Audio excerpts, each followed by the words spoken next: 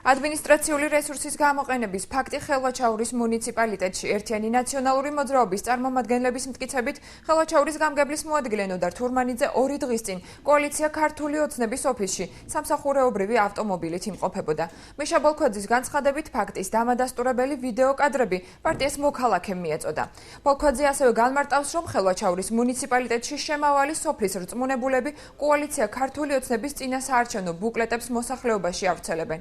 პარტია აღნიშნული ფაქტის ამსახველი კადრების გასაჯაროვებას მოგვიანებით გეგმავს. ერთიანი ნაციონალური მოძრაობის ბრალდებებს თავად გამგებლის მოადგილე უსაფუძვლოდ მიიჩნევს. ნოდარ თურმანიძის განცხადებით იგი 25 მაისს მეგობართან იმყოფებოდა, რომელიც ოფისის გვერდით ცხოვრობს და არა კოალიცია ქართული ოცნების შტაბში.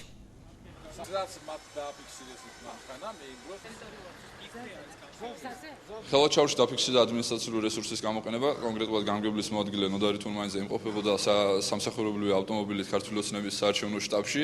ამას პლუს სოფლებში სოფლის რწმუნებულები აგიტაციაში არიან ჩართული და არანაწილებენ ბუკლეტებს. ჩვენ ვითხოვთ კანონის შესაბამისად იქნას არა მარტო ნოდარ თურმანიძე, ესე ვთქვათ, დასჯილი, არამედ ნებისმიერი ის ადამიანები, საჯარო მოხელეები, რომლებიც უახლოეს პერიოდში 15 ივნისამდე კიდე შეძლებენ რომ ჩაერთონ აგიტაციაში. მე ოცნების შტაბში არ შევსულ ვარ, მხოლოდ და მხოლოდ მე მყავს იქ მეგობარი ბეგლარ ხოროშვილი, რომელსაც მე ხანია ვიცნობ და გავიარე ჩემ მეგობართან და ეხლა ნაციონალურ მოძრაობას რაც სურს, რაფერს უნდა ისე აშუქონ და ისე ადასტურონ. მაი მათი საქმეა